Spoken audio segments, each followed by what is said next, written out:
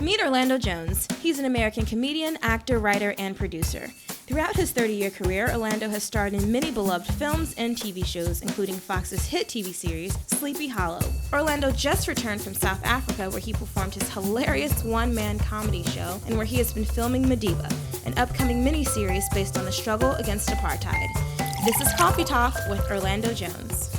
Cool, so we're at Coffee Talk with the Orlando Jones. Thank you for coming. Thank you for having me. So you're just getting back from South Africa. What did you enjoy most about your time there? I've always felt like a real home, like it feels like home to me. The first time I went there was like 1997, and it felt different. I don't know why. So, you know, it's new every time for me. I've never spent this much time really in Joburg, and I got to spend a lot of time in Soweto. And for me, the biggest lesson there is that I think they have a really vibrant arts community in a way that in other places you don't. And it's not surprising, you know, given what they've been through, that the arts is just exploding there right now, musically. Best sculptures, best house music in the world. One of the best comedy scenes, if not the best comedy scene in the world, in my opinion. I really had a great time there and really learned a lot about the country and the city and the pulse of the people. It was fun. Speaking of comedy, what made you want to perform your stand-up show there?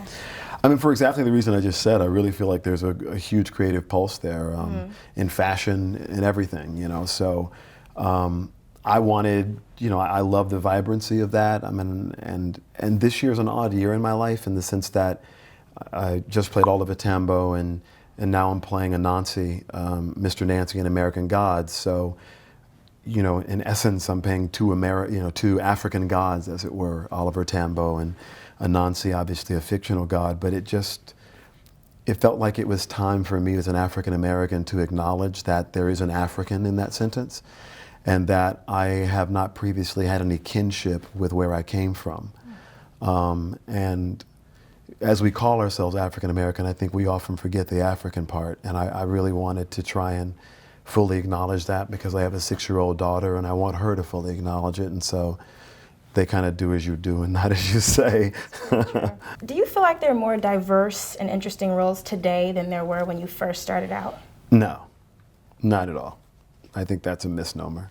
The opportunities are far less. The competition is far greater. I would say that, you know, that's why we're having the diversity conversations we're having. You know, we are coming off the Oscars of Oscars So White. And even though the reasons for Oscars So White are kind of humorous and that the Smiths didn't get invited, so they were boycotting a party they weren't invited to, that's just funny to me, I'm sorry, from a comedic point of view. That's hilarious. But I think diversity is still a huge discussion because truthfully, when you really look at it, we must expand the conversation beyond black and white. If we're really being honest, handicapped people truly have it worse than anyone else, and particularly in the entertainment business, because they don't care what color you are. They still give your job to an able-bodied human being, and then they give the able-bodied human being an award for pretending to be handicapped. And that's what you win an Oscar for. That's what you have won Oscars for. They're living in like the dark ages, blackface times.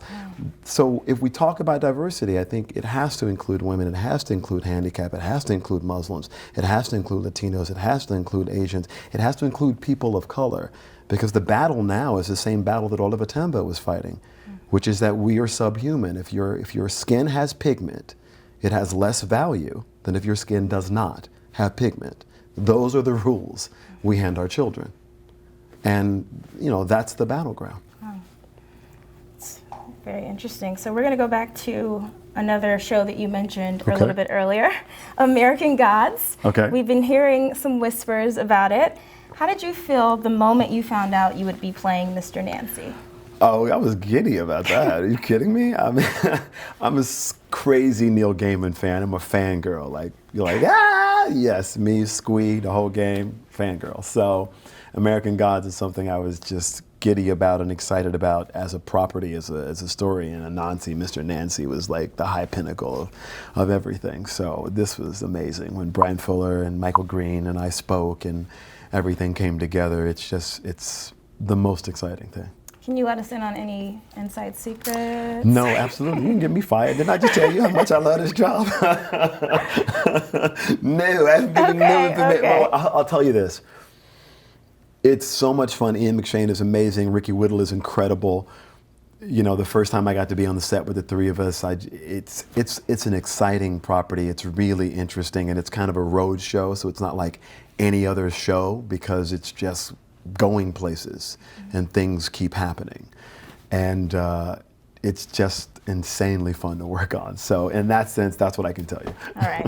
So what we do know about American Gods is that it's a battle between old gods and new gods and their obsession with money and fame. Mm-hmm. Do you think that America's obsession with money and fame is going to ruin the world, or do you think that younger generations are going to turn things around? I think rich people's obsession with keeping their money will remain. And I think that young people will be the incredibly ingenious creatures that they are. That's what humanity is. If you don't believe that the human spirit can conquer anything, if you don't believe that we can abolish slavery and stop talking about these women's rights and civil rights and gay rights and just get down to its only human rights, I believe we can get there, and I think young people will get us there, yes. Speaking of young people, you mentioned that you had a beautiful young daughter. Yes. And one of the biggest issues that we advocate for at Global Citizen is equal rights for women and girls. Mm-hmm. So what is it like raising a daughter in the United States? It has its difficulties, I would say, raising a daughter in this world. And I would think a great deal of, I'm sure that my daughter has taught me more than I taught her, because I don't think I truly, until I held her in my hands, had an understanding of like, I'm going all in. I'm fighting to the death. This is my girl. So I feel like responsibility settled in a way. So for me, it's a us versus them thing, right? It's us that really want to leave this world better for our children, better than we found it. And them who think everything that's going on right now is totally cool. It's actually okay. Like, just wait another week or year or 20, 50, 100 years. Wait, it's not that serious.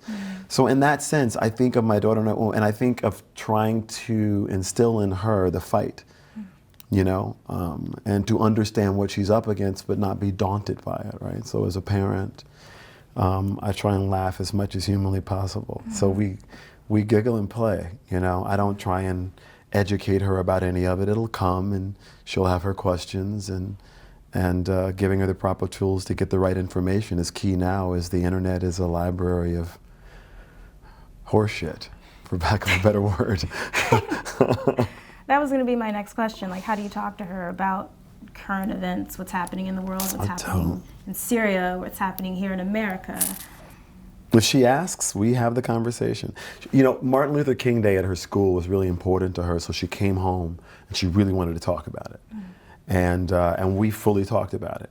And so I don't want to rob her of those opportunities. You know what I mean? I want to, as a parent, experience those things, the things that she gets interested in, the things she gets passionate about. And, I'm involved in enough things that if she's even halfway paying attention, there's enough awareness to go around. But I don't want to impress it upon her. I want her, she's a kid, and childhood is a precious thing if you get to have one. Is there anything else you'd like to share with our global citizens? I'm just happy to be here. I was excited to talk to you, and I love what Global Citizen is doing, and I'm looking forward to becoming a more fully realized part in tackling our biggest problem, or my biggest problem, of apathy. We are happy to have you on. Thank you.